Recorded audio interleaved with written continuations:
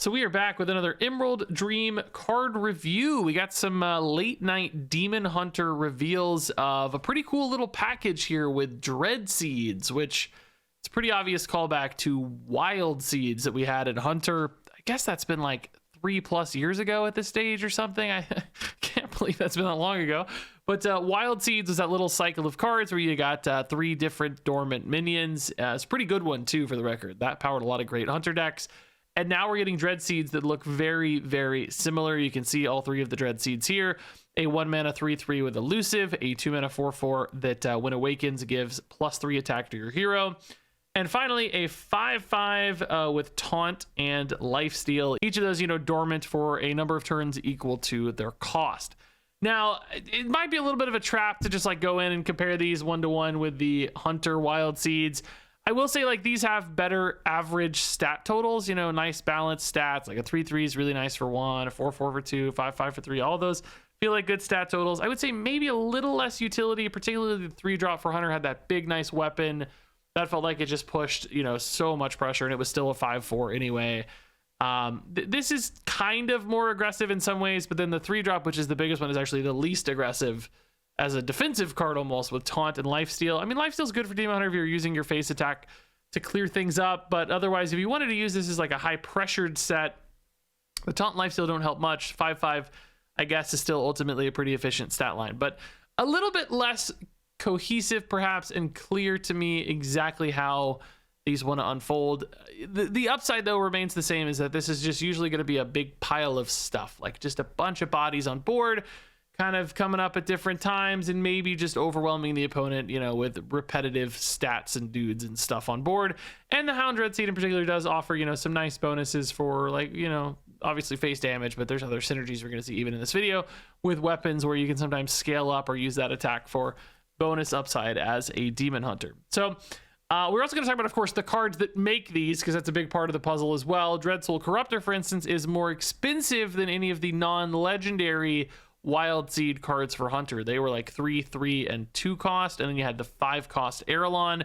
We're not going to have a legendary Dreadseed card for Demon Hunter. It's actually kind of missing, I would say, a big payoff or a follow-up, or just a really good on-curve play with that Aralon for 5. This is kind of in a similar space itself, because you're getting 2 Dreadseeds out of this one, but not exactly the same. And we're going to see another card at 3 cost and another card at 2 cost. So these are just, basically 1 mana more expensive for the non-legendary sets. I will also say these are a little bit less maybe tempo based. Like Grim Harvest draws you a card and gives you a Dreadseed, whereas the Hunter one in the past was a 2/2 that gave you a Dreadseed for 2. This one's basically the same if you want it to be as the 3-drop version, just giving you 2 Dreadseeds. This one notably does not say different Dreadseeds, unlike the Hunter card Wild Spirits that said 2 different Dreadseeds, which can be a good thing and could be a bad thing. Like, if you want a super aggressive output, like 2 Hound Dreadseeds would be like kind of amazing, right? Like, oh yeah, man, I get 6 damage when these pop up all at once. That's cool. But you also might low roll and get 2 1-drops. So there was a little bit of a protection built into that Hunter version, since you got different ones, so you knew you weren't going to get like a 1 and a 1 always. Maybe in this case you're sad, but you also have high rolls, so I think it kind of balances itself out anyway. And the 1-drops aren't exactly terrible. Like 2 3/3s for 3 is not amazing, but it's not bad by any means. And I guess they're on a delay, so maybe that is kind of bad, but the other results are really, really good, right? Any other mixes are probably quite suitable. And then this gives you another 2 Dreadseeds. Not to mention, we're going to see some significant Deathrattle synergies in this video, so there might be even more ways to utilize this Deathrattle to get even more Dreadseeds and just kind of create board after board after board of unrelenting Dreadseed output, kind of like what we saw in Hunter. I don't think this looks quite as good as that to me, but it does still look rather promising. This is getting you a body with bodies. This is getting you 2 bodies. That's nice.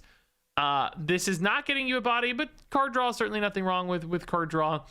And I will say too, like, Demon Hunter can turn the corner late sometimes with like big damage, just attacking with spells from hand, damage from hand. So the fact that this hits a power band maybe more in the mid game as you start summoning these on turn 4, on turn 5, on turn 6, that's probably okay. And it's okay for Demon Hunter to support that as well. Like they can do follow up, do sneaky stuff that turns the corner on those and turns them into kind of a lethal proposition, because opponents dealing with all your dread seeds while you're still doing other stuff, still whacking them, whittling that health down. You know, maybe a hound dread seed connects, maybe a serpent dread seed lives for a turn, you hit for 5. It's just going to get through eventually, I think. So I do think this looks like a pretty solid package, and it's one of those packages that doesn't demand a big commitment, that kind of all independently work. If you play them all in a row, you're probably happy just because, you know, you've got this cool unfolding threat on board turn after turn, but they all work independently. So you can kind of toss this 3-card set into anything, and it just becomes a baseline for Demon Hunter, maybe for like the next 2 years, basically. This could be something we just see over and over and over again as a solid like foundation that just kind of works and does its thing. So I am actually rather hopeful for all 3 of these Dread Seed cards. Oh, we didn't even mention though, real quick, Wyvern's Slumber can also deal 2 damage to all minions, which if you're desperate, of course, like if you just have to have an AoE, that could be a nice problem. It does also kind of work nicely with your minions being dormant, even though this hits all minions, not just enemy minions. But I think 90% of the time, if you're running this, you're probably going to choose your Dread Seeds for that upside later, but good to have at least that option. All right, so that said, I liked that batch. Now let's move into the other Demon Hunter cards, starting with Alara'shi, a new 5-mana 5/5 Demon Beast, which I think this artwork is really cool. It's really nice. This battle cry, maybe not so much. Transform minions in your hand into random demons. They keep their original stats and cost, which the idea here, right, is if you have like a bunch of, you know, cheap stuff in your hand, a bunch of like 1-mana 1/1 demons or whatever, you know, it's tiny little things that are very affordable, right?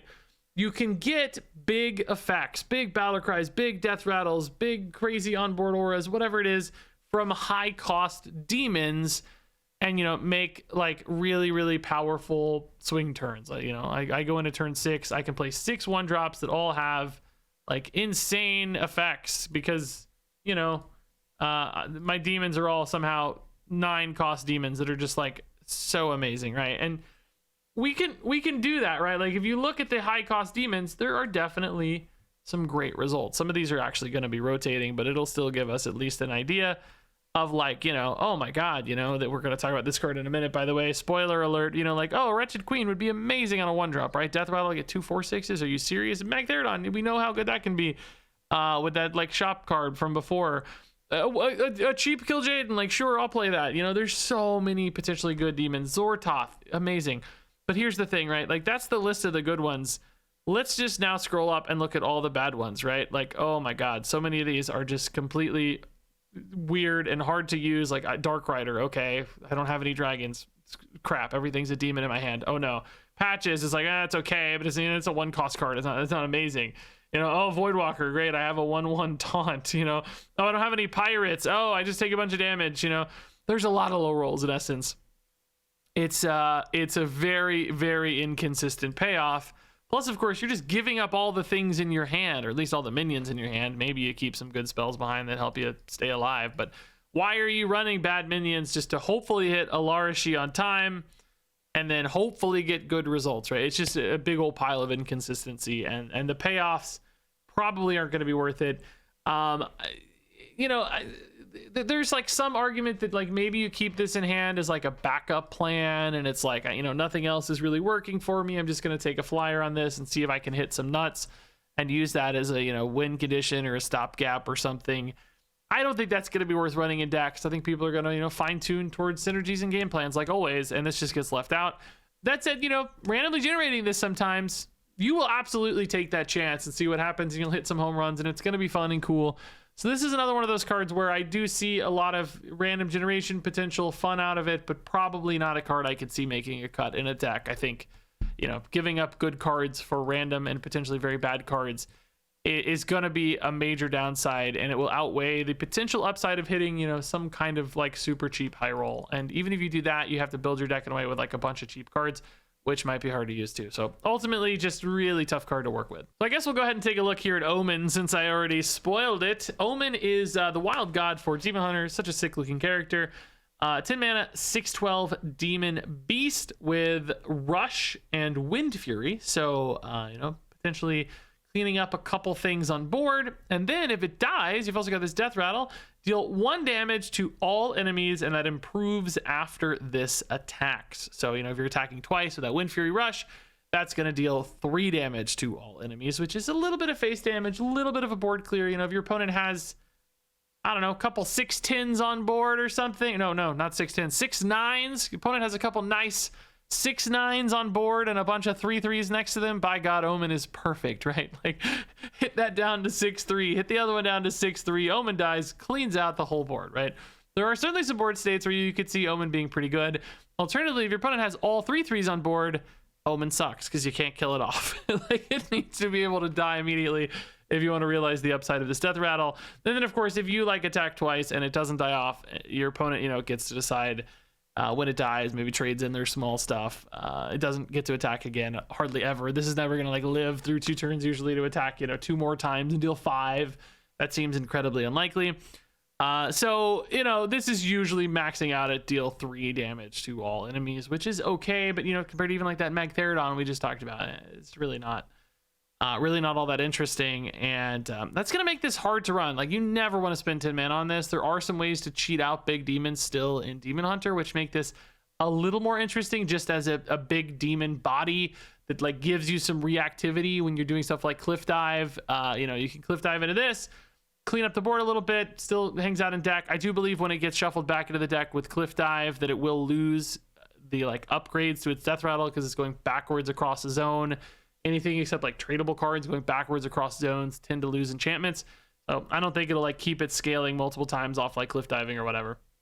So ultimately, I don't know, man, just kind of hard to work with. I think just not really pushing the numbers that it needs in my mind. If this had lifesteal as well, I'd be way more excited about this card. It would actually be like kind of insane. Maybe it would be broken. In fact, maybe Rush and Lifesteal would be cool because that makes the Deathrattle like a mega heal.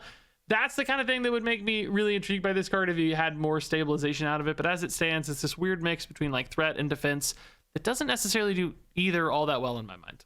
All right, so our next Demon Hunter card here is Jump Scare, a 2-mana spell, allows you to discover a demon that costs 5 or more with a Dark Gift. Of course, there are the Dark Gift enchantments once again, and then you shuffle the other 2 into your deck.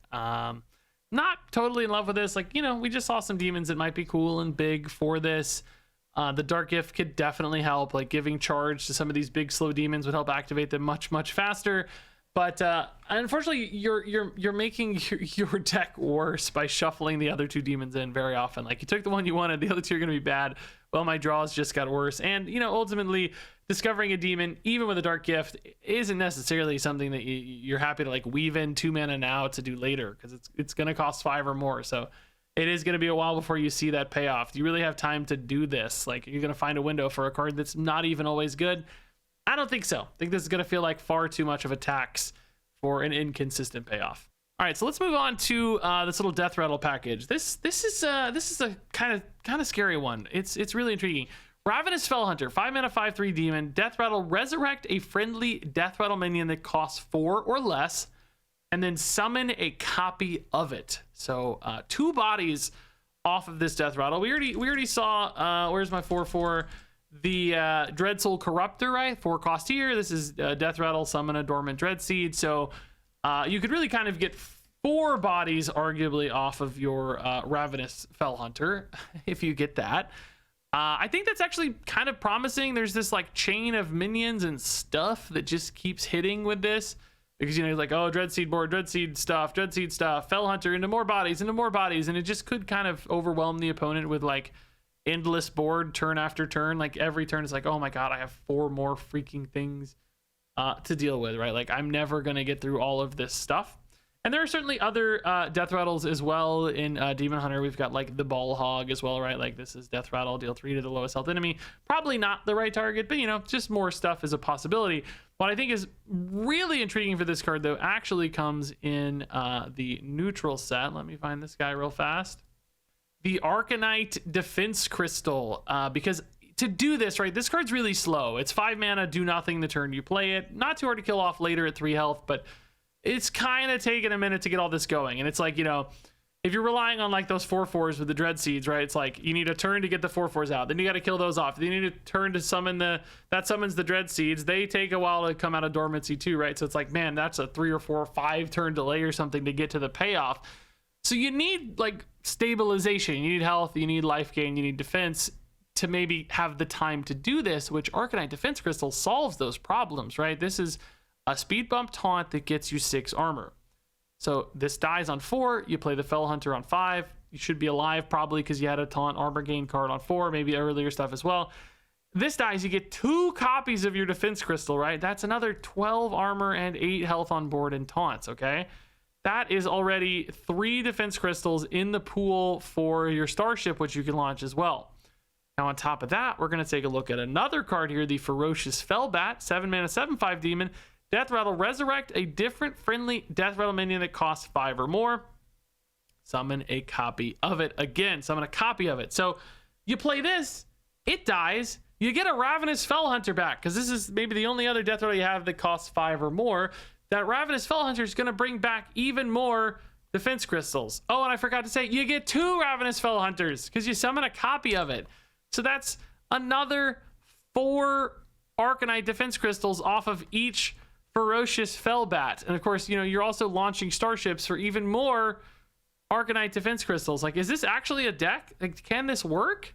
I kind of think it can. That's actually like the perfect card for the Ravenous Fell Hunter to work, because I think a lot of other Deathrattles wouldn't necessarily have the window to do all this if you weren't gaining so much armor in the process. So man, that's really intriguing. These cards are kind of inherently slow otherwise, you know, not having rush or anything. It takes a turn to kill them off. This is all kind of passive, all kind of sitting there, all kind of delayed. But I could see that coming together, man. Even without the Dreadseed package, maybe just like a defense crystal, like control Demon Hunter that just tries to gain 80 bajillion armor and, you know, get a lot of bodies in the process. Just kind of burn people down with little bodies and armor and just win through attrition on board almost. Seems like a possibility to me. Not a typical win condition, but, you know, you're getting enough minions with the defense that, you know, you're still contesting their stuff. You're still chunking them for health totals here and there. You might mix in some face damage as well. So I kind of like that package, man. I think that's rather promising. It might just be Fell Hunter. Maybe the Fellbat's a little too slow at 7.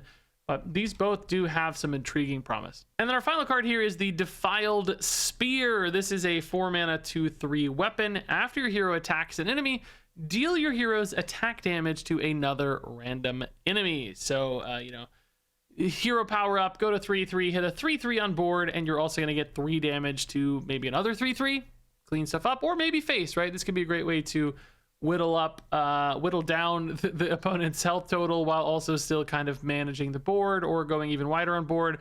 This also plays really nicely with the Dreadseed we saw before, the Hound Dreadseed, right? Like giving +3 attack on this weapon. You know, suddenly you're at a 5/3, clear a 5/5 and deal 5 to face, or clear 2 5/5s. It's pretty nice output. Like the way this scales so well with attack damage makes this a really interesting weapon, I think. At a base, maybe not as exciting. You know, 2/3 doesn't feel great. For 4, it's kind of a 4/3 if you squint, which feels a little better. But that scaling does make this really intriguing. And of course, we know Demon Hunter has plenty of ways to scale attack buffs historically, and will certainly get more moving forward, I'm sure, making the Defiled Spear a pretty promising card. All right, so all that said, let's go ahead and rate these cards from 1 to 5 stars. Dreadsoul Corruptor is a 4-star card. Wyvern's Slumber is a 4-star card. Grim Harvest is a 4-star card. Alara'shi is a 2-star card. Omen is a 2-star card. Jump Scare is a 2-star card. Ravenous Fell Hunter is a 4-star card. Ferocious Fellbat is a 3-star card. Defiled Spear is a 4-star card. And yeah, it's an interesting little mix here, right? Like, I think both the legendaries really aren't that good. I'm not in love with the legendaries, but I think the Dreadseed package has some promise, and I think this is a great standalone card, and I think this Fell Hunter does some promising stuff. Fellbat also has a pretty big hook there as well. Maybe they both go together. So I don't know. It's kind of all over the place a little bit, this set. This is maybe a good standalone package. Deathrattle stuff's really narrow, but still some intriguing cards, and actually stuff that looks fun for me. I'm more excited for this kind of stuff than I have been for Demon Hunter in a while. So all in all, neat little set, actually. I'm curious to hear your guys' thoughts on these cards as well. Thanks much, as always, for watching, and until next time, game on.